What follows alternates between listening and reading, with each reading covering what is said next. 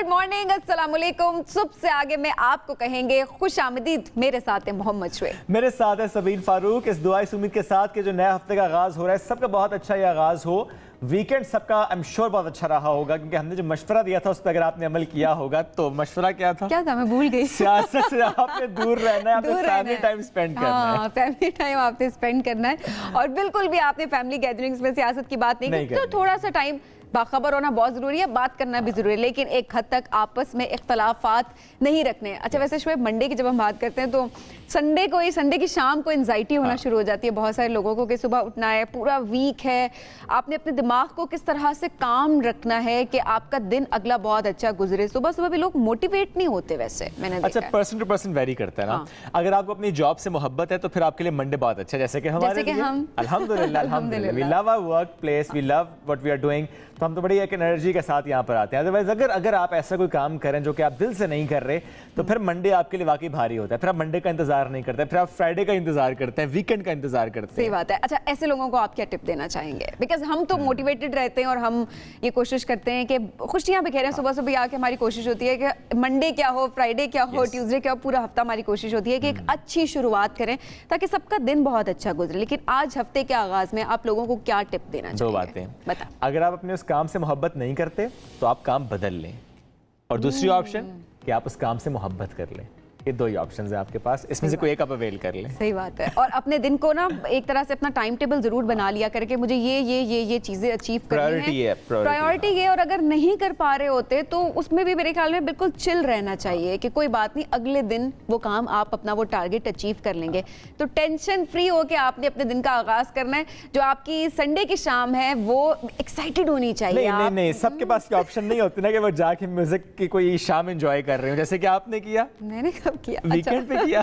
अच्छा, ऐसे बड़ा अच्छा इवेंट था जो मैंने अटेंड किया। हाँ, तो ऐसे इवेंट्स पे जो जाते हैं म्यूजिकल इवेंट पे वो ज्यादा एंजॉय करते हैं, एनर्जी आपकी रिफिल होती है। तो देखिए, इसी तरह से सबको अपने लिए कोई ना कोई ऐसी एक्टिविटीज ढूंढनी चाहिए कि मिल जाती हैं। ढूंढने से तो कुछ भी मिल जाता है, तो आप जरूर ढूंढे अपने लिए, रिफ्रेशिंग बनाएं अपने वीकेंड्स को, अपने वीकडेज को। अच्छा, मैंने बड़ी अच्छी एक पोस्ट भी पढ़ी, बात लंबी हो रही है लेकिन बड़ी अच्छी एक पोस्ट थी कि सबने कहा कि आप सुबह से शाम तक हम काम कर रहे होते हैं। 10 to 5 किसी की जॉब है, 9 to 5 किसी की जॉब है, और हमारा पूरा हफ्ता हम इंतजार करते रहते कि कब सैटरडे आएगा, कब संडे आएगा तो हम अपनी जिंदगी को एंजॉय करेंगे, जो असल में हम तब भी नहीं कर पा रहे होते। लेकिन जो हर दिन होता है वो हम किस तरह से जाया करते हैं, हम खुद को वक्त नहीं दे रहे होते हैं। सुबह से शाम तक हम ऑफिस होते हैं और उसके बाद हम घर जाते हैं, हम कहते हैं कि नहीं कोई बात नहीं, जो करेंगे वीकेंड पे करेंगे। और अब आधा दिन भी आप अपना बिस्तर में एंजाइटी में या आप फजूल जाया कर देते हैं, अपने लिए टाइम नहीं निकाल रहे। वो कहते हैं मी ओनली टाइम, वो बड़ा जरूरी है, चाहे दिन में 1 घंटा। इसी वजह से मैं कुछ ढूंढ रहा हूँ। आज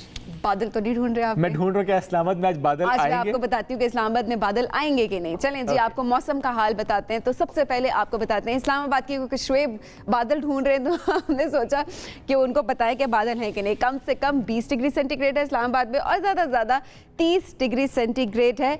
अच्छा, थोड़े थोड़े बादल हैं, शुएब के लिए खुशखबरी है, थोड़े थोड़े बादल हैं इस्लामाबाद में जी। लाहौर में सही वाले बादल हैं और कम से कम 23 और ज़्यादा से ज़्यादा 33 डिग्री सेंटीग्रेड है। कराची में कम से कम 28 और ज़्यादा से ज़्यादा 34 डिग्री सेंटीग्रेड है और वहाँ पर सूरज चमक रहा है। पेशावर में कम से कम 21, ज़्यादा से ज़्यादा 29, बादल गरज रहे हैं। वहाँ पर कोयटा में कम से कम 16 और ज़्यादा से ज़्यादा 30 डिग्री सेंटीग्रेड हल्के हल्के बादल हैं। लाहौर वालों को हम बताते चलें ज़रा कि आज बारिश का इम्कान है वहाँ पर। इस्लामाबाद में से बारिश का इम्कान सिर्फ यहाँ पर बादलों का ही डेरा है। लेकिन आपने ये नहीं कहा कि आप बारिश ढूंढ रहे हैं, आपने कब बादल ढूंढ रहा हूँ। मुझे वो बादल पसंद है जो बरसे, लेकिन वो नहीं तो ज्यादा बरसे। ओके। और ना वो जो बहुत गरजे। That was deep.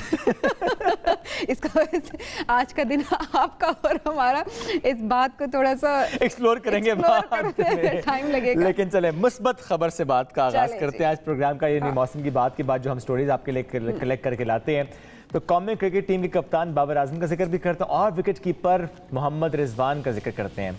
बिजनेस के गुर सीखने की बात करते हैं, क्योंकि वो ये सीखने के लिए अमेरिका चले गए हैं और हार्वर्ड यूनिवर्सिटी के बिजनेस स्कूल के एजुकेशन प्रोग्राम में वो शिरकत कर रहे हैं। इस प्रोग्राम में शरीक होने वाले पहले प्रोफेशनल क्रिकेटर्स होंगे। 31 मई से 3 जून तक ये प्रोग्राम जारी रहेगा, जिसके लिए वहाँ पर वो पहुंचे हैं। तो ये हमारे क्रिकेटर्स जनाब ज़बरदस्त इनके हवाले से खबर तो हमने सोचा कि आपसे शेयर करते हैं। जबरदस्त, क्या बात है। और एक और क्रिकेटर भी हैं हमारे, शादाब खान, शादाब, बिल्कुल वो ऑनलाइन गेम्स की हम बात जरूर कर रहे होते, तो ऑनलाइन गेम से एम्बेसडर बन गए। Yes, science fiction mobile game है क्रिकेट फ्लाई, इनके एम्बेसडर उन्हें मुकर्रर किया गया है। ट्विटर पर अपने पैगाम जारी किया और कहा इस नई जिम्मेदारी पर मैं बहुत खुश हूँ। और वो कहते हैं क्रिकेट फ्लाई प्ले स्टोर की number 1 free sports game app है जिसे 1 मिलियन से ज़ायद अफराद डाउनलोड कर चुके हैं। और ये गेम खेलने वाले शादाब खान की दस्तखतशुदा शर्ट भी जीत सकते हैं। ये जी उनकी ट्वीट थी, हमने शेयर की। तो ये हमारे क्रिकेटर्स जो है ना अपनी उस डोमेन से हट के भी हमें कुछ करते नजर आ रहे हैं। वाह भाई वाह, जबरदस्त, क्या बात है जनाब। ये तो वैसे डोमेन से हट के हम बात करते हैं ना, हाँ। उसमें एक शख्स और मुझे याद आता है जो अपने डोमेन से हटे थे और वापस अपने डोमेन में चले गए हैं। अबरार हक की बात कर रहे हैं, अबरार हक की बात कर रहे हैं। सिंगिंग कर रहे थे और उसके बाद वो सियासत में गए और फिर जो है वो अभी जनाब उन्होंने फिर से फैसला कर दिया कि वो सियासत पहले वो क्लिप दिखाएं जब सियासत छोड़ी, उनका वो अंदाज दिखाते हैं। चलें जी, वो दिखाते हैं। ये उनका अंदाज था जब सियासत छोड़ी थी उन्होंने। रहना है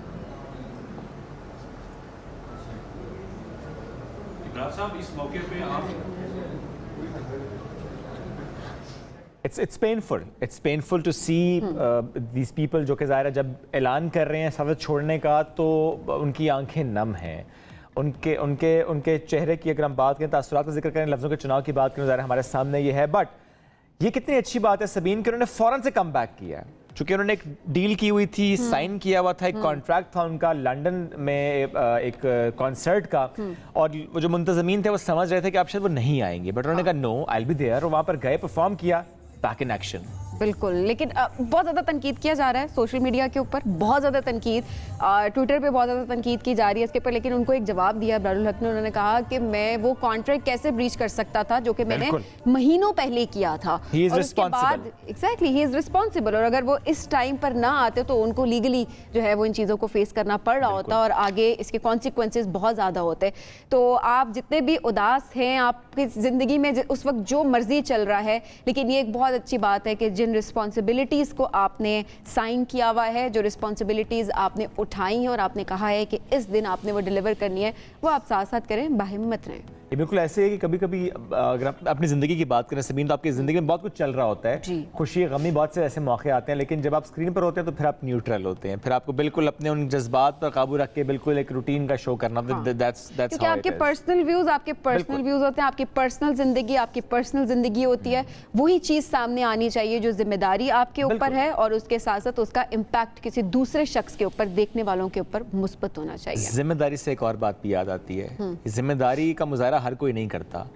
फॉर एग्जाम्पल, आपकी जिम्मेदारी कुछ और हो, लेकिन आप कहें मेरा मोबाइल फोन बहुत अहम है, मेरी सेल्फी बहुत अहम है, भाड़ में गया डैम। तो ये भारत में हुआ है ना, एक सेल्फी इतनी महंगी थी कि इतना सारा पानी, जब 21 लाख लीटर पानी जिसको खाली करवा दिया गया और कहा गया कि वो मोबाइल फोन ढूंढा जाए, 3 दिन लगाकर उस फोन को ढूंढा गया है, डैम को खाली करवा दिया गया और उसके बाद फोन तो मिल गया, वो फोन में क्या ही बचा होगा, ये एक अलग बात है, लेकिन साहब को मुअत्तल भी कर दिया गया। छत्तीसगढ़ की रियासत है और फूड इंस्पेक्टर राजेश विश्वास, और ये सेल्फी ले रहे थे, पानी में गिर गया मोबाइल फोन, लेकिन बड़े निराले सरकारी एहलकार निकले, उन्होंने कहा कि फ़ोन तो मैं निकालूंगा चाहे मुझे डैम खुश्क करना पड़ जाए। हुक्म दिया जी डैम खुश्क किया जाए, फिर डैम खुश्क हुआ, तीन दिनों में ये लाखों लीटर का पानी निकाला गया, और ये इतना पानी था कि इससे 1500 एकड़ का रकबा सैराब हो सकता था।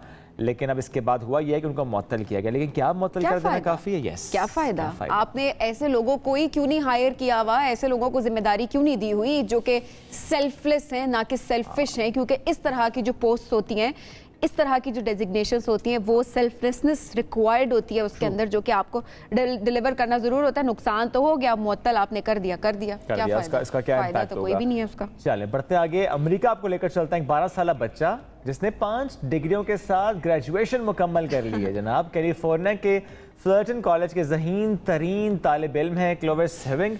9 साल की उम्र में स्कूल की तालीम मुकम्मल की थी, जिसके बाद उसे कॉलेज की जानिब से खुसूसी एडमिट प्रोग्राम के तहत दाखिले की पेशकश की गई, और अब history, social sciences, social behaviour and self development, arts and human experiences and science and mathematics में 5 डिग्रियां हासिल की तो हैं। ये अगला इनका प्लान भी तो देखें। yes. साल की उम्र में वो कहते थे 16 साल की उम्र में उनका टारगेट है कि उन्होंने पायलट बनना है। वाह, बन जाएंगे इंशाल्लाह। और ऐसे देखें ना, ये एक्स्ट्राऑर्डिनरी बच्चे होते हैं, अल्लाह ने इनको ऐसी जहानत दी हुई होती है जो कि लाखों करोड़ों बच्चों में से ये निकल के आते हैं। हमारी अरफा करीम देखें, बिल्कुल बिल्कुल, उनको देखें कितनी छोटी उम्र में उन्होंने कहाँ कहाँ अपना नाम बनाया और पाकिस्तान का नाम रोशन किया। हम उनको जरूर याद रखेंगे। बिल्कुल जी।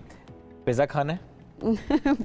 मुफ्त में खाना है, लेकिन पैसे नहीं देने, बहुत महंगाई होगी। अगर आप मुझे ट्रीट दे रहे हैं, आप मुझे ऑफर करें तो व्हाई नॉट। वैसे कंपनी है सबीन, हाँ। उसने ये ऑफर किया है कि आप खा अभी लें, पैसे बाद में।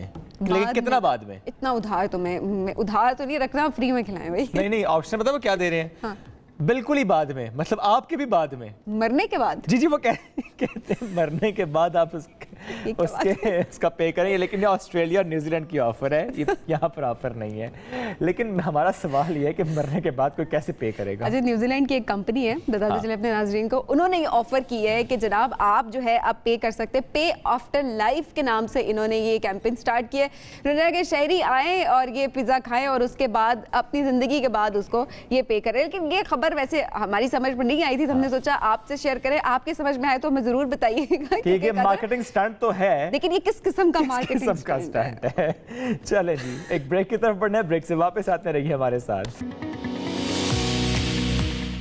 वेलकम बैक जी। सुबह से आगे मैं आपको कहेंगे खुशामदीद। तहरीक इंसाफ को छोड़ने का सिलसिला जारी है। पीटीआई के बहुत सारे सीनियर रहनुमा हैं जो कि पीटीआई छोड़ रहे हैं, बहुत सारे छोड़ चुके हैं और अब जो है वो छोड़ रहे हैं। साथ साथ कुछ लोग अभी इन हालात से पहले ही छोड़ चुके थे अपनी और बुनियादों की वजह से, जो उन्होंने कुछ रीजंस शेयर की कि भाई इस रीजंस की वजह से छोड़े। तो आयशा गुललई उनमें से एक है। लेकिन शुएब इस टाइम पर, मतलब इतने टाइम में किसी पार्टी में उन्होंने शमूलियत इख्तियार नहीं की, लेकिन अब उन्होंने अनाउंस किया कि वो मुस्लिम लीग काफ में शमूलियत इख्तियार कर रही हैं और वो चौधरी शुजात साहब की शागिर्दी में आना चाहती हैं और आगे बढ़ना चाहती हैं। तो आयशा गुललई आज हमें ज्वाइन कर रही हैं। आयशा, अस्सलाम वालेकुम, कैसी हैं आप?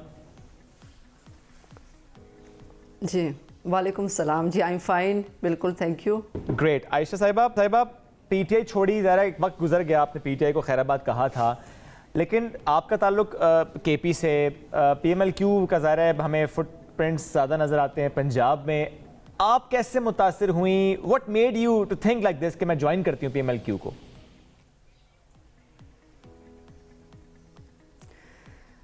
बिस्मिल्लाहिर्रहमानिर्रहीम। बात यह है कि अल्लाह ने हमें अकल दी है और अकल के इस्तेमाल का भी अल्लाह ताला ने हमें बार बार कहा है कुरान पाक में।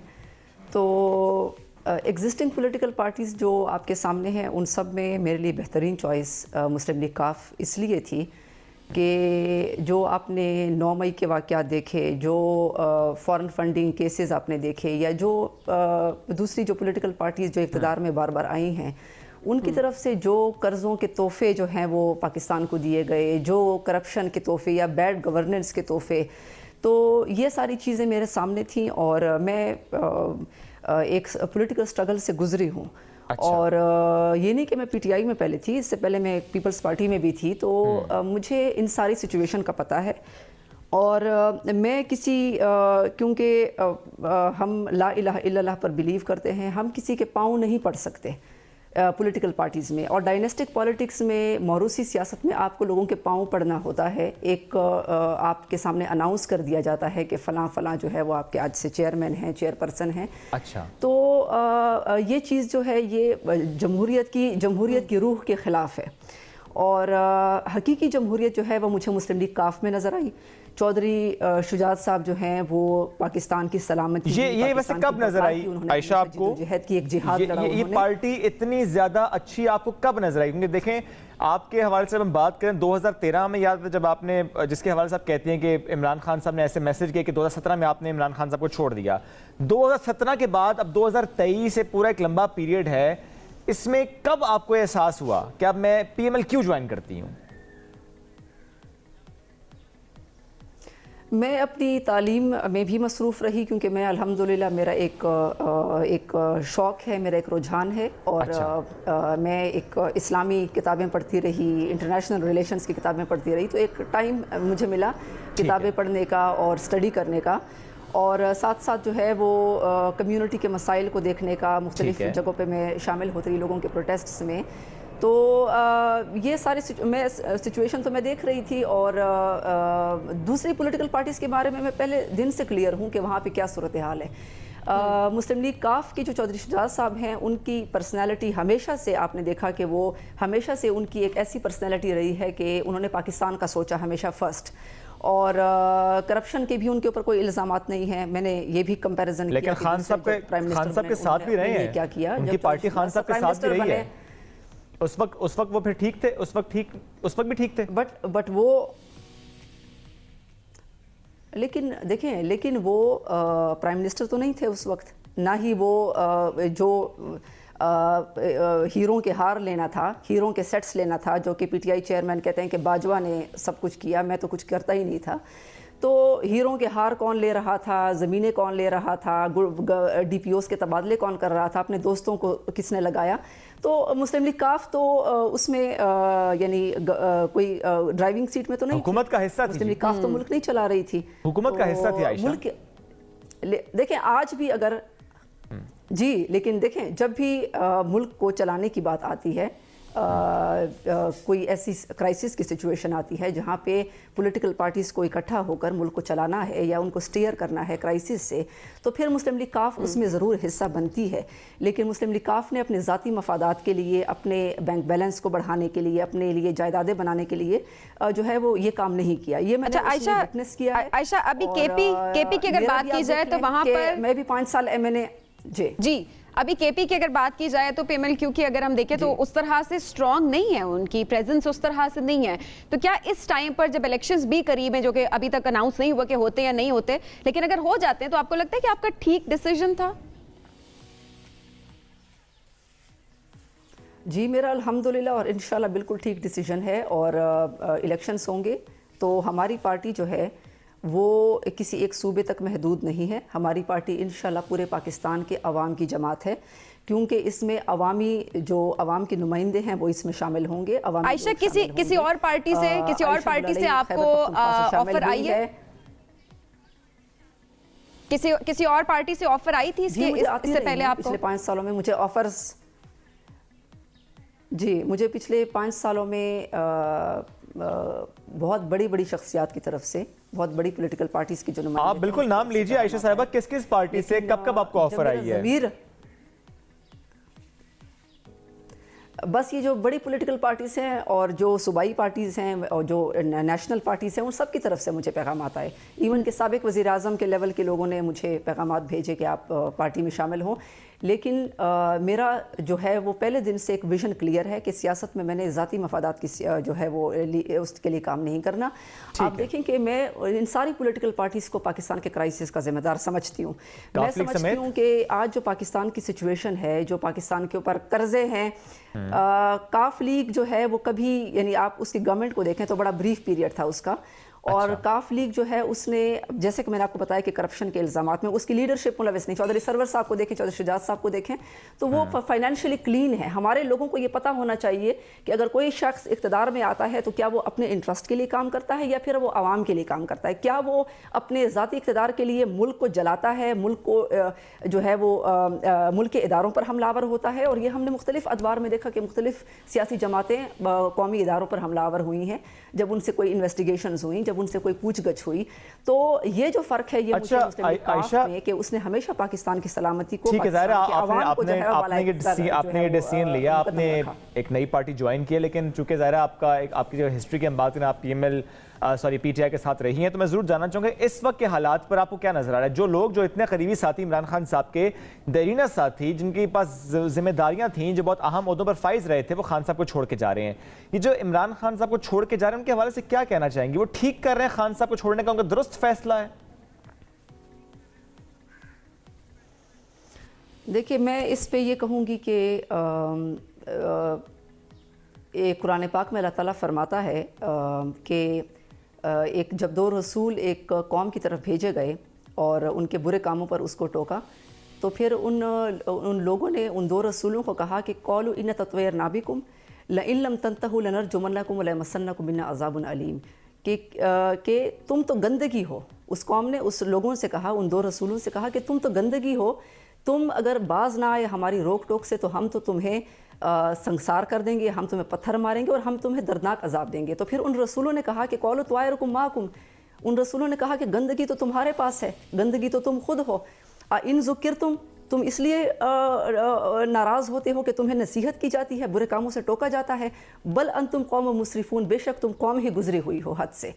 तो ये जो सिचुएशन है, शुक्र अल्हम्दुलिल्लाह कि इन्होंने एक तो तौबा कर ली है, क्योंकि जो पाकिस्तान में देखें पीटीआई के आने से पहले गालियाँ नहीं थी पाकिस्तान में, पीटीआई के आने के बाद पूरा पाकिस्तान में गालियाँ ही गालियाँ हो गई और किसी के यानी ख़ानदानी रिश्तों का तकद्दुस जो है वो उसका लिहाज नहीं किया गया, माओ बहनों बेटियों को गालियाँ दी गई।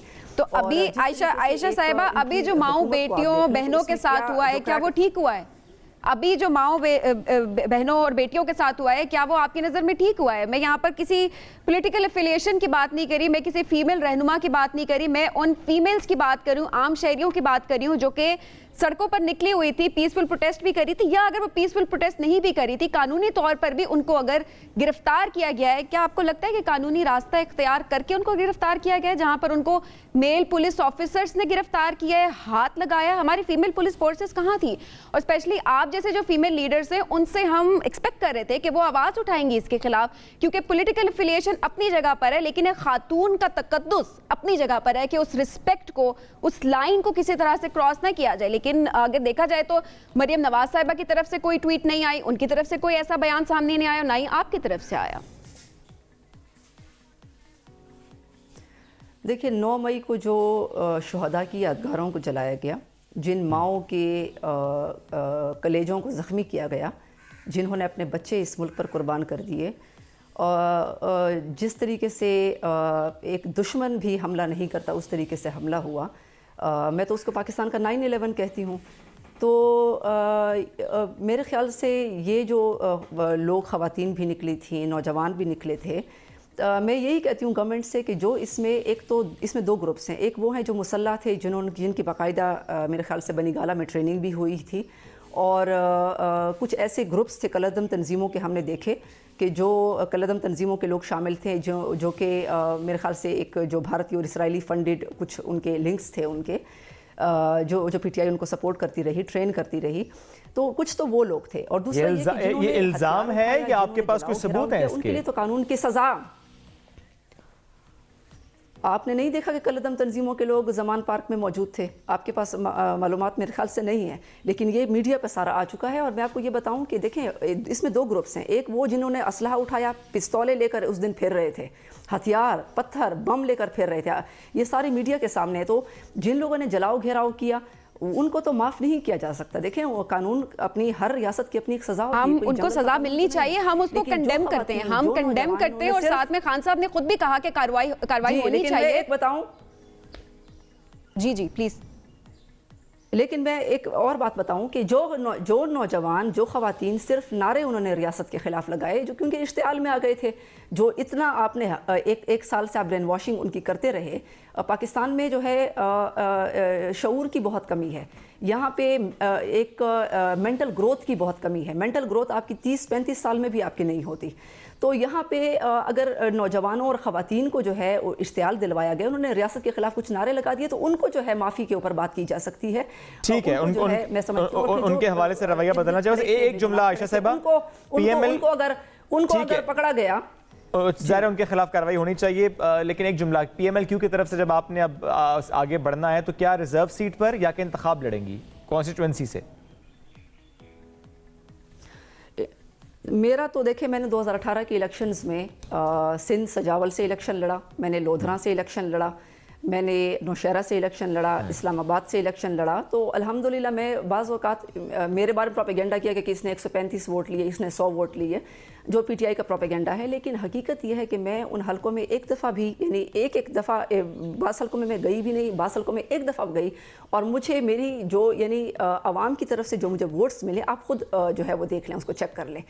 तो मैं इंशाल्लाह इस दफ़ा भी क्योंकि मैं अपने आप को कोई पख्तून, पंजाबी, सिंधी, बलोची में मैं फ़र्क नहीं करती। आई में पाकिस्तानी, मैं कोई डिवाइड तकसीम की बुनियाद पर आप मुख्तलिफ हलकों से इंतखाब लड़ेंगे। आयशा साहिबा बहुत शुक्रिया साथ मौजूद थे। ये जो मौजूदा हालात है इस पर हम आपसे गुफ्तगू करते हैं। ब्रेक की तरफ नाज़रीन बढ़ना, ब्रेक से वापस आते हैं, साथ रहिए।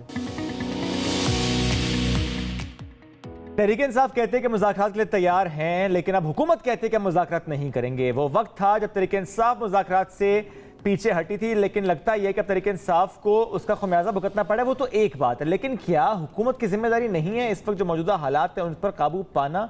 इसी सूरत हाल पर बात करते हैं। हमें ज्वाइन करें डॉक्टर तारिक फजल चौधरी साहब, सीनियर रहनुमा है मुस्लिम नून के। सर अस्सलाम वालेकुम, कैसे हैं आप? जी वालेकुम सलाम, बिल्कुल ठीक ठाक जी। तारिक साहब, आपसे यही पूछना चाहेंगे कि अभी जब इमरान खान ने कमेटी तश्कील दे दी, उन्होंने कहा कि मुज़ाकरात वो करना चाहते हैं, मामलात को ठीक करना चाहते हैं, तो वहीं पर हुकूमत की तरफ से रद्द-ए-अमल कुछ और है। वहीं पर कहा जा रहा है कि जनाब इसहाक डार साहब और एहसन इकबाल साहब भी यही बात कह रहे हैं कि पहले वो माजरत करें और उसके बाद आगे बातचीत हो सकती है। लेकिन वहीं पर नवाज शरीफ साहब की तरफ से भी कहा जा रहा है कि दहशतगर्दों से मुज़ाकरात नहीं किए जा सकते। ख्वाजा साद रफ़ीक ने भी यही बात की है और आपकी बाकी रहनुमा भी यही बात करें कि वो बात करने को तैयार नहीं है। क्या इस वक्त ये ठीक आपका डिसीजन है कि मुज़ाकरात के लिए हुकूमत तैयार नहीं है? क्या इससे मामलात मजीद खराब नहीं होंगे?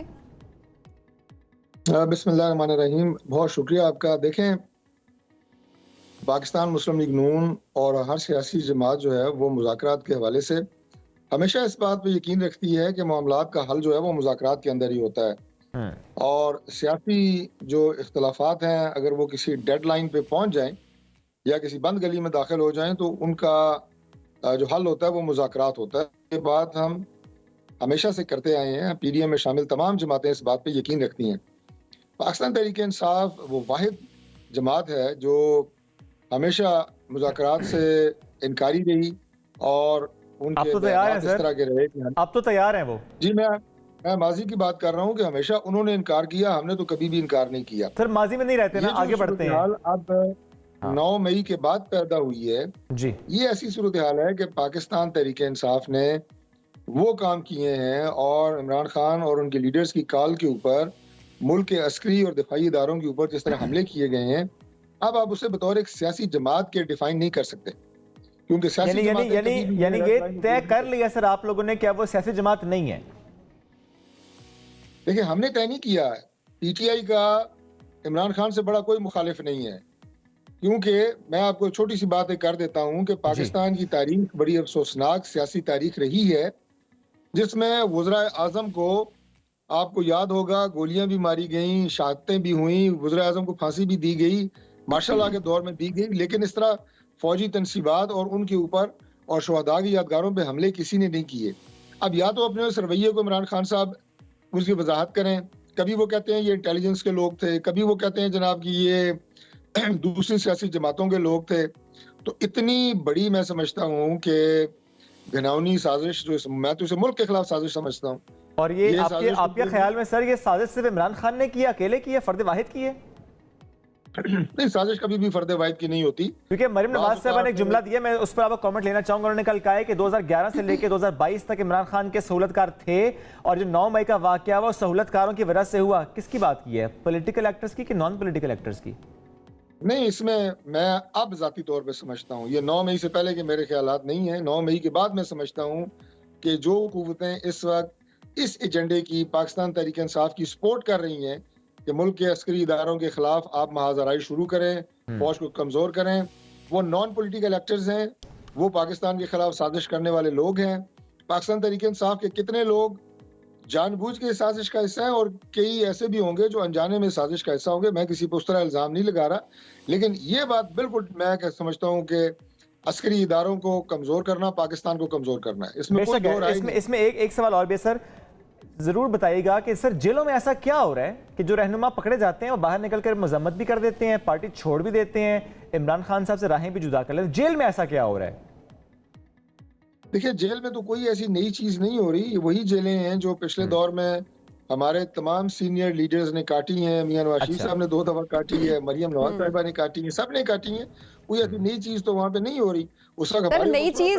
नई चीज तो ये हो रही है ना कि जो पार्टी छोड़ेगा वो जा सकता है, अगर नहीं छोड़ेगा, वो आकर ऐलान नहीं करता तो वहीं से उसको प्रिजन वैन में दोबारा डाल दिया जाता है और जेल पहुंचा दिया जाता है। तो ये चीज तो एक नई हो रही है, वैसे इससे पहले तो हमने तो नहीं देखी कभी। मेरा ख्याल है आपने जनरल ज़ियाउल्लाह का माशाल्लाह नहीं देखा, आपने जनरल मुशर्रफ का वो पाकिस्तान पीपल्स पार्टी ने तकलीफें सही थी। बहुत शुक्रिया, साथ मौजूद थे। एक ब्रेक की तरफ बढ़ेंगे, वापस आते हैं, साथ रहिए। हुकूमत और तहरीक इंसाफ इसके दरमियान जो इस वक्त कशीदगी है उसके कम होने के कोई इम्कान फिलहाल नज़र नहीं आ रहे। इमरान खान साहब उनको जेल जाने का खतरा महसूस हो रहा है, क्योंकि उन्होंने अपनी गैर मौजूदगी में पार्टी की कमान शाह महमूद कुरैशी साहब को देने का ऐलान भी किया और कई दर्जाकार उनकी नाअहली का खतरा भी जाहिर कर रहे हैं और उनकी जमात जो है उनकी मुस्तकबिल पर शदीद सवाल निशान खड़े हो चुके हैं। मगर इमरान खान साहब अब भी एक दावा कर रहे हैं कि हालात जल्द तब्दील होने वाले हैं और वो आने वाले दिनों में एक बड़ा सरप्राइज देंगे। दूसरी जानब सियासत में दिलचस्पी रखने वाले इस बात के भी मुंतजर हैं कि पीटीआई का छोड़कर जाने वाले सियासतदान आखिर कौन सी मंजिल पर जाकर रुकेंगे और जहांगीर तरीन की जानिब से नई पार्टी बनाने का अमल कहां तक आखिर पहुंचा है। इन सारे और उनसे जुड़े कई अहम सवालात पर बात करेंगे। हमें प्रोग्राम में ज्वाइन करें सीनियर सहाफ़ी तज्ज़ियाकार मुजीबुर रहमान शामी साहब। सर बहुत शुक्रिया आपने वक्त दिया। सर, खान साहब ने मुज़ाकरात के लिए एक कमेटी बनाई है, 7 रुकनी कमेटी है, मगर नवाज शरीफ साहब ये कहते हैं कि मुज़ाकरात तो सियासतदानों से होते हैं, दहशतगर्दों से नहीं होते। जबकि शजील नाम मेमन साहब हों, एहसन इकबाल साहब हों, वो उनके लिए पहले 9 मई वाक़यात पर कौम से माफ़ी मांगने से मशरूत भी कर रहे हैं कि मुज़ाकरात होंगे, पहले माफ़ी मांगें। आपकी नज़र में इन हालात में हो सकते हैं सर मुज़ाकरात? देखिए, ये कहना तो मुश्किल है कि मुज़ाकरात हो सकते हैं या नहीं हो सकते। अच्छा, एक ज़माना था कि खान साहब इस पे तैयार नहीं होते थे, अब हुकूमत तैयार नहीं है और शर्तें लगा रही है। देखिए, अगर खान साहब से ये मुतालबा किया जाए कि वो 9 मई के वाक़यात पर माफ़ी मांगे, तो इसका मतलब है वो ये कबूल कर लें कि ये वाक़यात उनसे सरजद हुए हैं। तो ये मामला तो अदालतों में चलना है। जिन लोगों ने ये कार्रवाई की है उनके खिलाफ मुकदमे चलेंगे, उनको सजा हो जाएगी।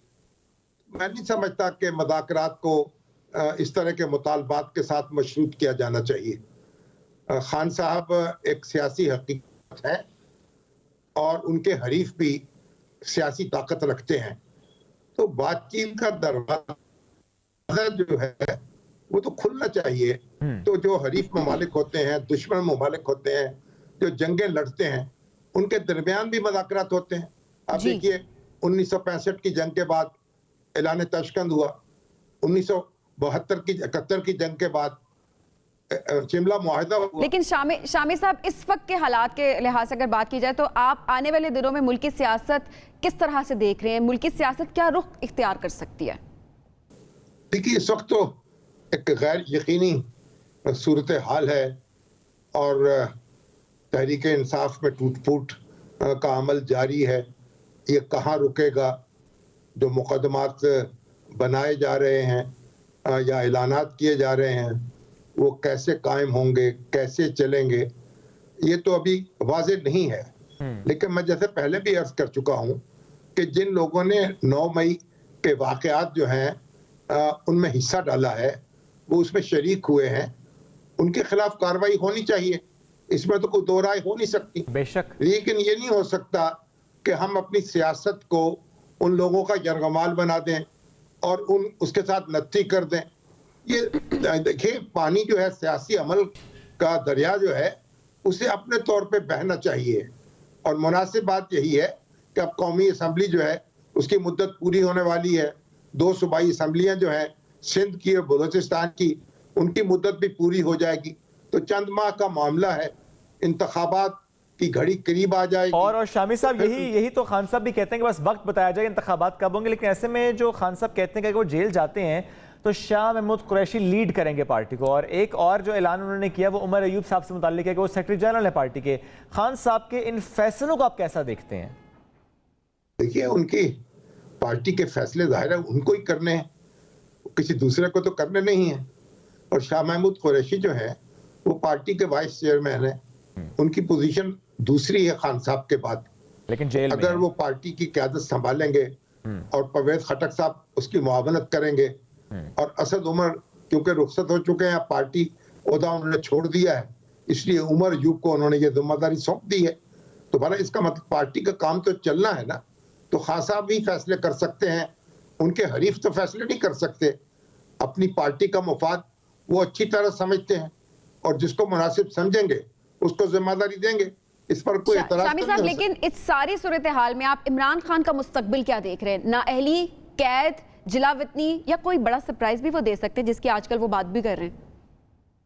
देखिए, इमरान खान साहब जो है, उनकी पार्टी एक बड़ी सियासी जमात है और उसका एक अपना हल्का इंतखाब है, उसके हामी मौजूद हैं, उसके वोटर मौजूद हैं। मेरा ख्याल उन्हें इंतखाब में किस्मत आजमाई का मौका मिलना चाहिए। और किस्मत आजमाई की बात जब हो रही है तो सर इंतखाबात होते देख रहे हैं आप इसी साल?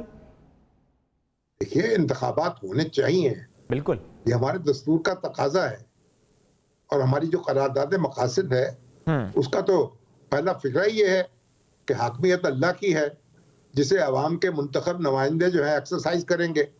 तो ये तो एक बुनियादी मामला है, पाकिस्तानी रियासत इसी बुनियाद। शामिद साहब, यहीं पर जहांगीर तरीन साहब के हवाले से भी खबरें आ रही हैं कि वो नई पार्टी बनाने जा रहे हैं। ये लोग खबरें दे भी रहे हैं और चीज़ें जराये की तरफ से आ भी रही हैं।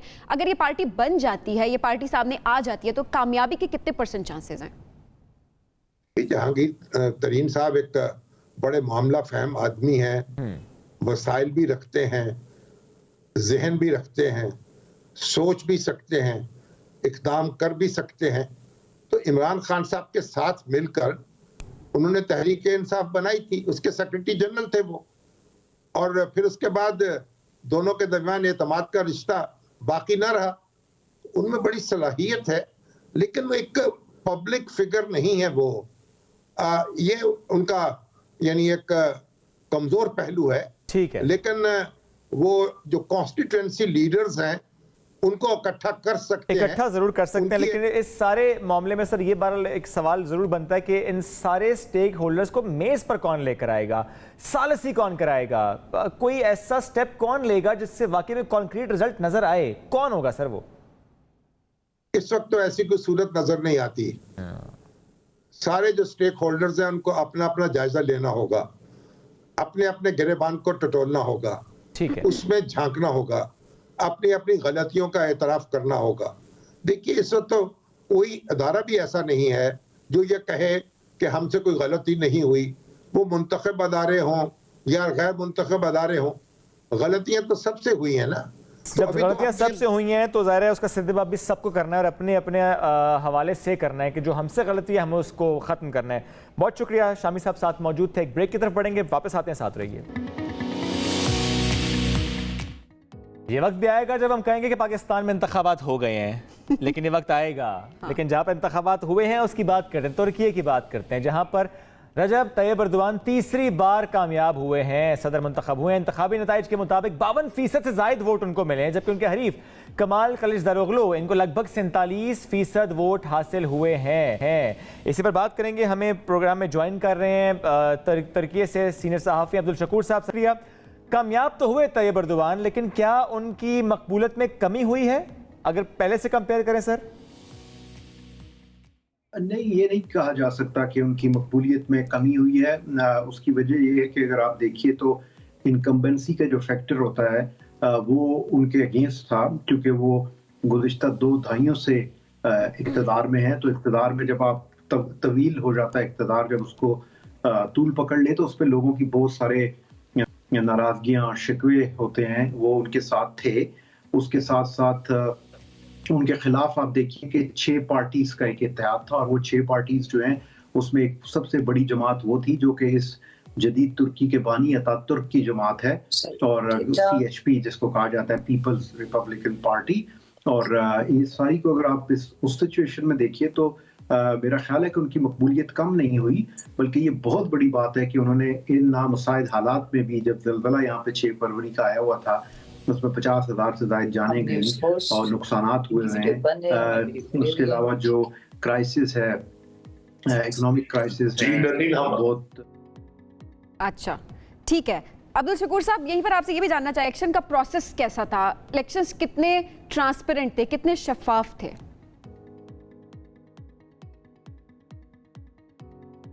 जी शकूर साहब, अगर साथ मौजूद हैं तो जानना चाह रहे हैं आपसे कि ज़ाहिर है ये तो कमेंट आप कह रहे हैं कि आपको लगता ही है कि उनकी मकबूलियत में कोई कमी वाकई नहीं हो चुके। हमने जब लास्ट टाइम भी आपसे गुफ्तगू की तो आपने बताया कि वो तमाम इलाके भी जहाँ पर ज़लज़ला आया था वहाँ पर भी उनका बहरहाल वोट बैंक बरकरार रहा है। लेकिन अगर हम कंपेयर करें, चूँकि ज़रा हम पाकिस्तान में जब इंतखाबात देखते हैं हम बहुत सवाल यहाँ पर उठते हैं, जो हार जाता है वो कहता है धांधली हुई है। जो ट्रांसपेरेंसी है उसका माहौल वहाँ पर क्या होता है, इंतखाबात को लेकर, उनके नताइज को लेकर वहाँ पर क्या आवाज़ होती है? देखिए, तुर्की आपको पता है एक यूनिक मुल्क है, ये यूरोप के अंदर भी है और एशिया में भी है। तो यूरोप के अंदर रहने की वजह से यहाँ पे जो यूरोपियन ऑब्जर्वर्स थे वो भी आए हुए हैं। आज तक तुर्की के इंतखाबात की शफाफियत पर कोई किसी ने उंगली नहीं उठाई। आपको पता है कि खास किस्म का मैं कहूँगा तासुब शायद पाया जाता है मगरबी दुनिया में तुर्की के हवाले से, खासकर प्रेसिडेंट अर्दोगान के हवाले से। लेकिन वो उनको बहुत से अलकाबात से नवाजते हैं, डिक्टेटर समेत बहुत सारी बातें कहते हैं, लेकिन उन्होंने भी कभी इंतखाबी जो अमल है उसकी शफाफियत पर उंगली नहीं उठाई। तो इस हवाले से ये काफी शफाफ अमल था। और अगर हम आगे आने वाले दिनों में चैलेंजेस से मुतालिक आपसे सवाल करें, और दीवान को अब क्या चैलेंजेस होंगे? जरा माशी मसाइल की बात भी कर रहे हैं, वहां पर चैलेंजेस क्या हैं? जी, सबसे बड़ी तो यही है, मईशत को ठीक करना है। सबसे बड़ा चैलेंज है अंदरूने मुल्क। और उसके साथ साथ अगर आप देखें तो तुर्की की जो जियोग्राफिक पोजीशन है वो बहुत इंपॉर्टेंट है। रूस के साथ इनका बॉर्डर है, रूस की लड़ाई चल रही है इस वक्त यूक्रेन के साथ। और आपको पता होगा कि यूक्रेन के साथ जो ग्रेन डील थी, जो उनकी पूरी दुनिया में ग्रेन वहां से जाता था, गंदम जाती थी, अनाज जाता था, वो रशिया नहीं आने दे रहा था उनके पोर्ट से। लेकिन ये तुर्की ही था और प्रेसिडेंट अर्दोगान थे जिन्होंने इस डील को यूएन के साथ मिलकर किया और फिर वो सारी दुनिया में गया। उसके साथ साथ आपको पता है कि मिडिल ईस्ट के साथ भी हैं, इराक के साथ भी इनका बॉर्डर है, लीबिया के साथ इनके बड़े लीबिया की जो सूरत हाल अंदरूनी उसका आपको पता है, वहाँ पे इन्होंने एक बड़ा स्टेबिलिटी का एक किरदार अदा किया है। उससे लेकर अफ्रीका तक ये बहुत लंबा एक सिलसिला है। तो Turkey is a very very important, आप कह सकते हैं कि रीजनल एक्टर, और दे हैव बीन लीडिंग। और अब जाहिर बात है कि उनको कंटिन्यूटी मिली है, तो उनकी जो पॉलिसीज थी वो कंटिन्यू करेंगी। जी अच्छा, अभी अगर लोगों की एक्सपेक्टेशंस की बात की जाए तो किन पॉलिसीज पे एर्दोगान अब ज्यादा काम करेंगे? लोगों की एक्सपेक्टेशंस क्या हैं? देखिए, उन लोगों की भी बिल्कुल वही एक्सपेक्टेशंस हैं जो किसी भी मुल्क के लोगों की होती है अपनी हुकूमत से। वो गुड गवर्नेंस चाहते हैं, वो चाहते हैं कि उनका जो म्यार जिंदगी है वो बुलंद रहे, या जो म्यार जिंदगी अर्दोगान ने उनका बुलंद किया था उसको बरकरार रख सकें वो। तो इकोनॉमिक चैलेंजेस ही हैं सबसे, और यही एक्सपेक्टेशंस है वहाँ की आवाम के भी। अब्दुल शुक्र, बहुत शुक्रिया, साथ मौजूद थे, सूरत हाल से मुतालिक हमसे गुफ्तगू कर रहे थे। एक ब्रेक की तरफ पढ़ेंगे नाज़रीन, वापस आते हैं, साथ रहिए। Welcome back. लेकर चलते हैं आपको नापा, चूंकि वहां पर इस वक्त एक मुनफरिद थिएटर जारी है, द रिवर्स डॉटर। और इसके देखने वालों की अगर हम बात करें, रोजाना के हवाले से खबर है कि हाउस फुल जा रहा है, और टॉपिक है बड़ा ज़बरदस्त, जो माहौलियाती निज़ाम है उसके बारे में आगाही दी जा रही है। अरीब अजहर, इन्होंने ये ड्रामा तहरीर किया है, और इसमें जो मसाइल जो उजागर किए गए हैं उसमें इक्तिसादी इस्तेहसाल और मौसमाती तब्दीली जैसे इशूज़ का नहायत खूबसूरत अंदाज में अहाता किया जा रहा है। ज़बरदस्त। और आमना इलियास ने इसमें एक्ट भी किया है, बड़ा ज़बरदस्त उनका रोल है। तो अरीब अजहर और आमना इलियास इस वक्त हमारे साथ मौजूद हैं। अस्सलाम वालेकुम Areeb and Aamna, welcome to Subah Se Aage. Thank you for having us. Great जी, मेरा ख्याल है खातून को पहले मौका दिया जाए। तो आमना से हम गुफ्तगू का आगाज करते हैं।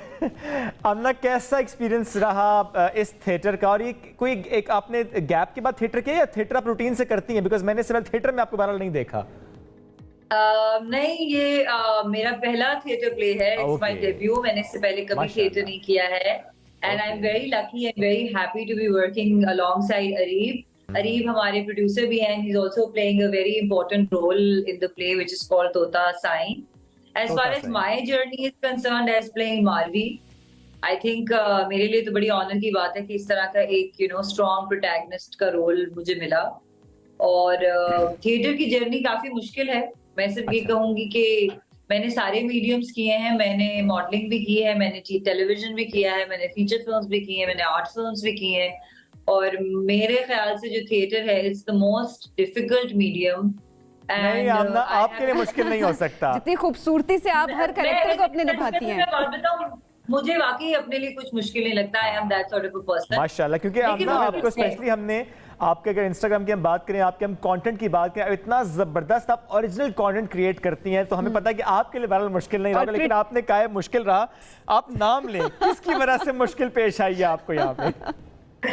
नहीं, बहुत मुश्किल है। And I have immense respect for theatre people, for theatre artists. They do it selflessly. They do it for art. No doubt. And really dedicated towards art. So मैं तो and I'm very lucky to be doing theatre. मैं बहुत खुश हूँ क्योंकि मुझे लगता है कि एक तो कहानी बहुत ही important है, क्योंकि ये जो सब्जेक्ट है क्लाइमेट चेंज और यू नो कि किस तरह से इससे मतलब कैपिटलिज्म एंड प्रॉफिट बेस्ड और इसके पीछे की क्या कहानी है। So I think this was one of the reasons why I said yes to the play. And कहानी इतनी रेलेवेंट है और आज की है, और तो मेरे ख्याल में कि इससे बेहतर प्ले शायद मैं नहीं कर पाती। जबरदस्त। अरीब, आपसे पूछना चाहेंगे कि कैसे सोचा कि इस टॉपिक पे बात करना इस वक्त बहुत जरूरी है, जहां पर लोग थोड़ा सा ग्लैमर ढूंढ रहे होते हैं कि इस वक्त जनाब ग्लैमर हो तो ऑडियंस अट्रैक्ट होगी। वहीं पर अरीब, आपने हमेशा इस तरह के सब्जेक्ट्स पे काम भी किया, आप आगे बढ़ते नजर भी आए हैं। इस थोड़े से इसकी स्टोरी लाइन पे बात कीजिएगा, हमें बताइएगा कि मेकिंग प्रोसेस क्या था। तो मेकिंग प्रोसेस इसका ये था कि पिछले साल मुझे ख्याल आया कि मुझे एक प्ले लिखना चाहिए, और मैं चाह रहा था कि मैं माहौलियात पे, एनवायरनमेंट पे कोई कहानी डेवलप करूं। और पिछले साल हमारा, क्योंकि इस प्ले को जो है ये पेशकश है हमारे इदारे की ऑल फॉर वन और इंसान कल्चर क्लब जो कि यूके का इदारा है, जिसको मेरी दोस्त यास्मीन विटिका खान चलाती है। तो मैं यूके पिछले साल गया हुआ था कुछ परफॉर्मेंसेस के लिए, और वहां पे यास्मीन क्योंकि ऑलरेडी एक पब्लिश प्ले राइट हैं, उनसे मैंने मशवरा किया कि मुझे कहानी किस तरह लिखनी चाहिए। उन्होंने कहा कि आपको बड़े मुस्तनद तकड़े किरदारों के गिर्द आपको कहानी डेवलप करनी चाहिए। तो मैं वापस पाकिस्तान आया और मैंने सोचा कि कौन से मुझे हमारी फोक रिवायत से कौन से ऐसे किरदार मिलेंगे जिनके थ्रू मैं एक क्लाइमेट की कहानी बयान कर सकूं। तो फिर मुझे ख्याल आया कि मारवी और उमर की जो दास्तान है उसमें मारवी ऑलरेडी जो है वो धरती को रिप्रेजेंट करती है और उमर जो है वो उस मटेरियल वेल्थ को रिप्रेजेंट करता है। तो आज की जो कहानी लिखी उसमें जो है वो मारवी जो है वो एक रिवर कम्युनिटी की गांव वाली है, लेकिन पढ़ी लिखी भी है, और उमर जो है वो एक रियल एस्टेट प्रोजेक्ट डेवलप हो रहा है जो कि उन गांव वालों को वहां से निकालना चाहता है, क्योंकि वहां पे वो एक गोल्फ कोर्स बनाना चाहते हैं, और उसका डायरेक्टर जो है वो उमर है। तो इस कहानी में ये है कि वो सिर्फ वो माहौलियात की नहीं है, बल्कि उसके बारे में है कि ये आज हम दुनिया इस नैच तक पहुंची क्यों। तो यानी कि हमारे मुल्क में अगर खास तौर पे बात की जाए किस तरीके से जमीन जो है, जो एग्रीकल्चरल लैंड है, उसकी वैल्यू बढ़ती जा रही है, लेकिन उसमें प्रोडक्शन जो है वो नहीं हो रही, क्योंकि रियल एस्टेट डेवलप होता है वो कोई प्रोड्यूस कोई चीज नहीं होती। तो इसलिए जो है इन सारी चीजों को कहानी में एड्रेस किया गया, और फिर जो है मुझे मौका मिला कि इसको हम सही तरीके से एक अच्छी प्रोडक्शन करें, क्योंकि ब्रिटिश काउंसिल का एक ग्रांट है, जेंडर इकोलॉजीज ग्रांट। तो मैंने सोचा कि इस कहानी में इकोलॉजी तो है और जेंडर भी है, क्योंकि मेरी जो किरदार है, जो प्रोटैगनिस्ट है, हेरोइन है, वो खातून है, तो एक वुमेन्स एम्पावरमेंट का भी इसमें एंगल है। तो इस तरीके से हमने जेंडर इकोलॉजीज ग्रांट के लिए अप्लाई किया और हमें ये प्रोजेक्ट मिला, जिसको फिर हमने फर्दर डेवलप किया। फिर फर्दर हमें सपोर्ट मिली बैंक अल्फला की, लिप्टन की, करीम की, FM 91 की और नापा की, और बहुत सारे दीगर दोस्तों की जिन्होंने खुद सपोर्ट किया, डोनेट किया, ताकि थिएटर प्रोडक्शन कर सके। क्योंकि अगर आप पाकिस्तान में एक नॉन कमर्शियल थिएटर की तरफ जाते हैं तो उसको सबसे बड़ा मसला ये होता है कि उसकी फाइनेंसिंग कहाँ से आप पूरी करते हैं। But I think the script is so gripping that alhamdulillah, I mean, we've been getting great response, and all these people that have come together for the cause because they understand कि कितना sensitive ये matter है और इसकी जो knowledge है वो लोगों तक पहुंचाना कितनी जरूरी है। Even जो लोग आते हैं और देखते हैं और बाद में जो उनका reaction होता है, because when I speak to the audience later on after the play, they always say that we see message based things और knowledge based things कि दुनिया में हो क्या रहा है। मुझे तो ये भी लगता है कि हमारा इरादा है कि हम बाद में भी इसको छोटे शहरों में जाकर करें प्ले को, ताकि जो हमारे एग्रीकल्चर डिपार्टमेंट की जो हमारा किसान और हारी है उसको भी ये नॉलेज होनी चाहिए कि उसने अपने लैंड के साथ क्या करना है। कि जब ये कैपिटलिज्म और ये रियल एस्टेट वाले आते हैं, so what they need to understand is कि अगर हर चीज बना ही लेंगे तो उगाएंगे किस पे। जबरदस्त। मेरे ख्याल में ये एक बहुत अच्छा एक तरीका था जिसके थ्रू आप लोगों को एजुकेट भी कर रहे हैं, आप आवाज भी उठा रहे हैं, आप बात भी कर रहे हैं, तो ये बड़ा जबरदस्त एक इनिशिएटिव है। वी रियली होप कि जिस तरह आप कह रहे हैं कि हाउसफुल है तो आगे भी होता जाए और जो इनिशिएटिव आप लेने का सोच रहे हैं वो भी आप लेते जाए। मैं यही कहना चाह रहा था कि हमारे जो डायरेक्टर हैं कुलसूम आफ्ताब, जिन्होंने इसकी एक बड़ी जबरदस्त इस कहानी की जो है वो उसकी इंटरप्रिटेशन की है, और उसमें जो है ये फुली एंटरटेनिंग प्ले है। तो इसमें बहुत सारे इंडस्ट्री के लोग जो हैं वो आते हैं रोजाना देखने, और उनको भी भरपूर नजर इसमें आपको एक्शन भी है, इसमें थोड़ा सा रोमांस भी है, there is a lot of emotion, there is a lot of humour. Welcome back जी। सुबह से आगे मैं आपको कहेंगे खुशामदीद, और अब आपकी मुलाकात एक ऐसी 14 साल बच्ची से हम करवाएंगे जिसको देखकर आप हैरान हो जाएंगे, बल्कि जिनको सुनकर आप हैरान हो जाएंगे और आपके सोचने पर मजबूर हो जाएंगे कि ऐसी आवाज कि लता जी से इतनी मुशाबियत। और जब बात लता जी की हो रही है तो हम जरूर कहेंगे कि कुछ आर्टिस्ट ऐसे हैं जिनके हवाले से हम कहते हैं कि बियॉन्ड बॉर्डर्स हैं, वो जहां भी रहते हैं हम कहते हैं कि वी शेयर देम एक्चुअली। वो चाहे फिर अगर इस तरफ की बात है नुसरत फतेह अली खान या वहां की बात हो लता मंगेशकर। अलिशबा साथ हमें ज्वाइन कर चुके हैं, उनसे गुफ्तगू करते हैं। अस्सलाम वालेकुम अलिशबा, कैसी हैं आप? वालेकुम अस्सलाम, मैं बिल्कुल ठीक। जबर अलिशबा, गपशप तो होगी, लेकिन चूंकि अब आपके हवाले से सुना इतना है कि लता जी जैसी आवाज़ आपकी, तो कुछ सुनाइए तो सही उनके अंदाज से, ताकि हम फिर गुफ्तगू भी करें कि सीखा कैसे आपने ये। जी बिल्कुल। प्रेम के रंग में ऐसे डूबी, प्रेम के रंग में ऐसे डूबी, बन गया एक ही रूप, बन गया एक ही रूप। प्रेम के रंग में ऐसे डूबी, बन गया एक ही रूप, बन गया एक ही रूप। अपने आप से बातें करके हो गई मैं बदनाम, सांसों की माला पे सिमरू में पी का नाम, सांसों की माला पे सिमरू में पी का नाम। Thank you so much. अरे वाह अलिशबा, 14 साल की उम्र में इतनी खूबसूरत आवाज है, सब कहते हैं कि पक्की मैच्योर आवाज माशाल्लाह से। अलिशबा, कैसे सीखा? अपनी थोड़ी सी जर्नी बताओ। कोई सिखाता है अभी भी आपको? प्रैक्टिस करती हो या फिर नेचुरली इतनी खूबसूरत आवाज है? सीखने का जहाँ तक ताल्लुक़ है तो मैंने अपने फ़ादर से सीखा है। एक्चुअली मेरे फ़ादर जो हैं वो लॉयर हैं, लेकिन उनको शौक़ था सिंगिंग का, तो उन्होंने मुझे सिखाया है। और जहाँ तक प्रैक्टिस की बात है तो प्रैक्टिस में जो हूँ वो जो मैंने सीखा है उसी पे मैं जो हूँ वो 1 से 1.5 घंटे रोज़ रियाज़ करती हूँ। ओके। और लता जी को ही ज़्यादा फॉलो करती रही हैं, ये भी वजह है उनसे इतनी मुशाबियत की? लता जी का जहाँ तक ताल्लुक़ है तो मैं लता जी को भी सुनती हूँ और जो मज़ीद सिंगर्स हैं उनको भी सुनती हूँ, बॉलीवुड के भी, और हमारे पाकिस्तान में इतने लेजेंडरी सिंगर्स हैं, मैडम नूर जहाँ, मेहदी हसन साहब, तो मैं सबको सुनती हूँ। लेकिन आवाज़ लता जी जैसी ही होती है।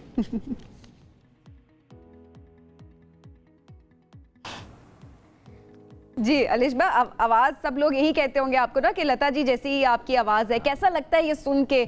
मज़ीद अपनी आवाज़ पे काम करने का दिल करता है कि उन जैसा गा सकें कभी? लोग मुझे कॉम्प्लीमेंट देते हैं जब मैं गाती हूँ कि मेरी वॉइस जो है वो लता मंगेशकर जी से रिजेंबल करती है। मेरा ये मानना है कि लता मंगेशकर जी जो हैं वो एशिया की बहुत बड़ी सिंगर हैं, उनको हर कोई जानता है, तो उनके जैसा गाने की तो मैं हिम्मत भी नहीं कर सकती, लेकिन मुझे अच्छा लगता है कि लोगों को मेरी आवाज़ उनकी तरह लगती है, तो मैं जो हूँ वो अपनी सिंगिंग में और अच्छा जो है वो रिप्रेजेंट करने की कोशिश कर रही हूँ ताकि मेरे सुनने वालों को और मज़ीद अच्छा लगे। और सिंगिंग के साथ साथ गिटार भी बजाती हैं, क्योंकि साथ रखा हुआ है आपने मैचिंग ब्लू गिटार। जी, तो अगर इकट्ठा कुछ हो जाए गिटार के साथ लता जी का गाना, ये मुमकिन होगा? जी जी, चलें जी, अपना फिर कोई पसंदीदा लता जी का गाना हम जी बिल्कुल मैं आपको सुनाती हूँ। चलें जी, साथ गिटार और साथ ही इनकी सिंगिंग भी बिल्कुल जबरदस्त।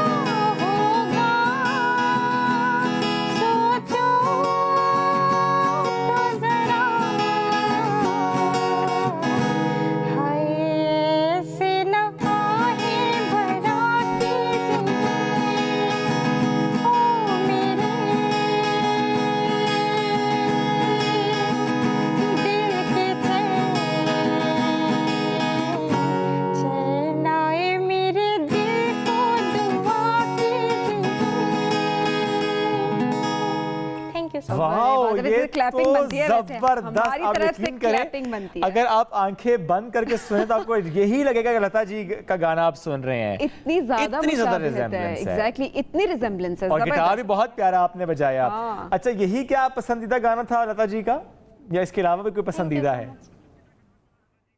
जी, इसके अलावा भी कोई ऐसा है जो कि बहुत पसंद हो आपको लता जी का, या यही आपका फेवरेट था?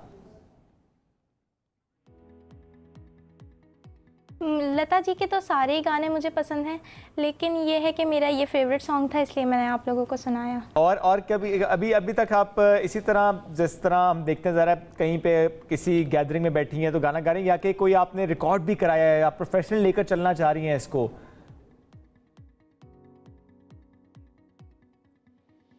एक्चुअली जहाँ तक प्रोफेशन की बात है, तो मुझे अगर पाकिस्तान में कोई अच्छी अपॉर्चुनिटी मिलती है तो मैं इसको प्रोफेशनली कंटिन्यू करूँगी। और दूसरी बात, जहाँ तक रिकॉर्ड की बात है, तो मैंने अपना एक प्रोफेशनल ट्रैक अभी जो है वो लॉन्च किया था न्यू ईयर पे, बंजारा जीवन उसका टाइटल ट्रैक है। तो वो मेरे ऑफिशियल यूट्यूब चैनल पे लॉन्च हुआ है, तो वहाँ पे वो कंप्लीट सॉन्ग है। और इसके अलावा बाकी तमाम जो स्ट्रीमिंग प्लेटफॉर्म्स होते हैं, तो वहाँ पे भी वो गाना अवेलेबल है। ओके, और जो आप गाती हैं, जिस तरह अभी आपने ये जो ट्रैक हमें सुनाया, जो कि सुन के वाकई में एक लम्हे के लिए खो गए कि लता जी को आप सुन रहे हो, जब आप अपलोड करती हैं ऐसा कोई भी ट्रैक अपने इंस्टाग्राम पे या किसी और सोशल मीडिया चैनल पर, तो पड़ोसी मुल्क से भी कमेंट्स आते हैं उस पर, वहाँ से भी रिस्पॉन्स आता है? जी देखिए, कमेंट्स मुझे आते हैं, पाकिस्तान से भी आते हैं और बाहर से भी आते हैं, तो सबके अच्छे कमेंट्स होते हैं। और जहाँ तक पड़ोसी मुल्क से कमेंट्स आने की बात है, तो यूट्यूब पे भी काफ़ी वीडियोस हैं जो इंडिया की तरफ से रिएक्शन वीडियोस वगैरह होती हैं। ओके, ज़बरदस्त, क्या बात है। अच्छा जी, आखिर में हमें लता जी का एक और कोई अच्छा सा गाना सुना दी। इतनी मीठी आपकी आवाज़ है, दिल कर रहा है आपसे बस हम गाने ही सुनते रहें, भले गिटार के साथ ही। हाँ जी, गिटार के साथ, जैसे आपको जैसे आप मर्जी कंफर्टेबल हैं। हाँ, जैसे आप करना चाहें। ठीक है, मैं सुना। ओके।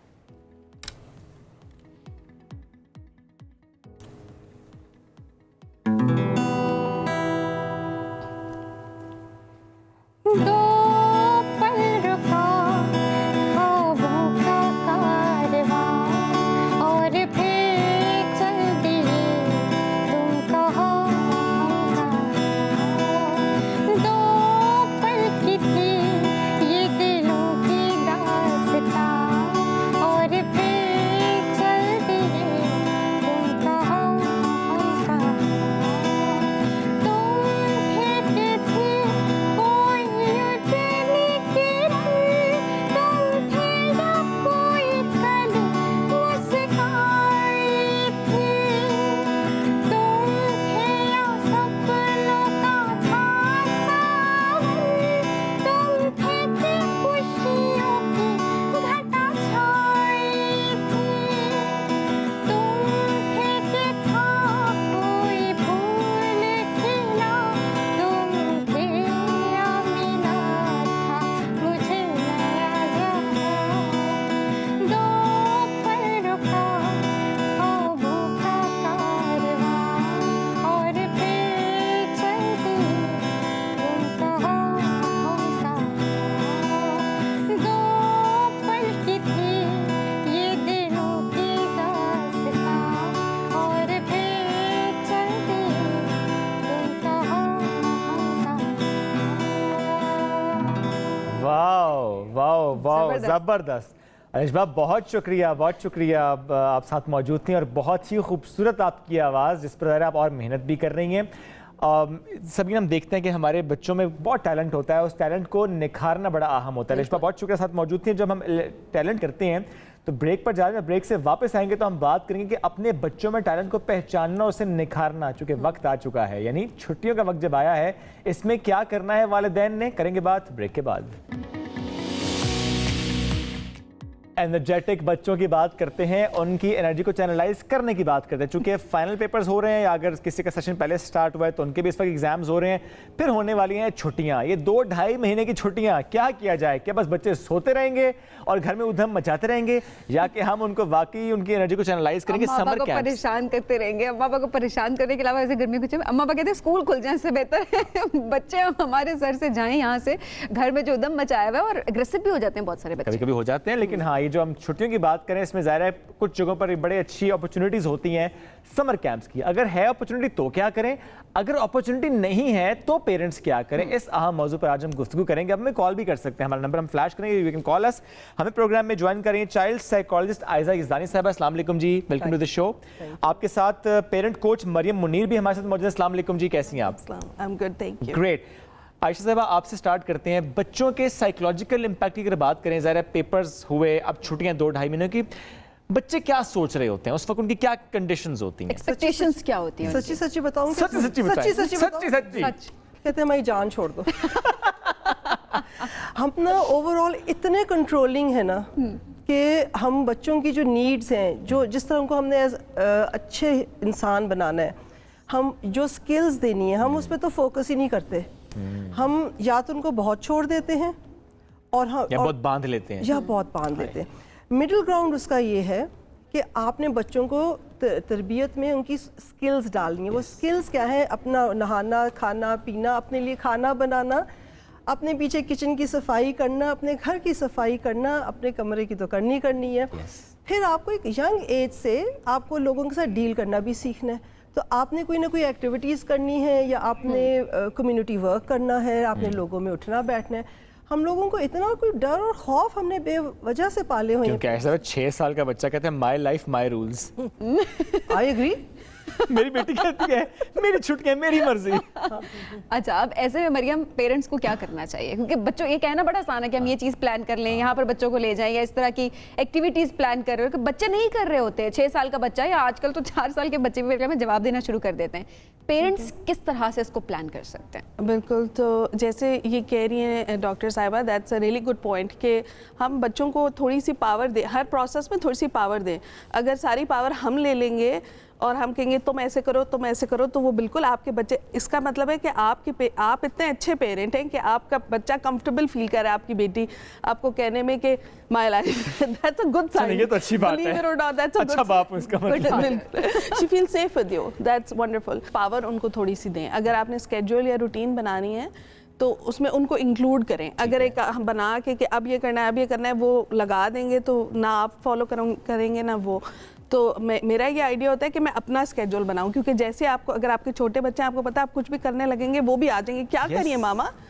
तो मैं तो अपना स्केड्यूल बना रही हूँ, तो फिर मैंने भी बनाना है। So that will have more chances, or include things in them that they like, that they genuinely like. मतलब don't treat the summer vacation as another school, you know, extension of school. जिस तरह कह रही थी doctor Aiza कि they're like we're done. So no summer camps. Of course, I mean, अगर especially if there are working parents या बच्चों, थोड़े बड़े बच्चों का I would recommend around 6-7 plus who like structured activity. वरना unstructured play छोटे बच्चों के लिए is very good for them. आप थोड़े सा उनको facilitate कर सकते हैं, जिस तरह आप कुकिंग की बात कर रहे थे, हम कुकिंग की बात कर रहे थे, whatever they want to learn, we can facilitate that learning. Supplies, paint, ये वो, you know, you can create different stations.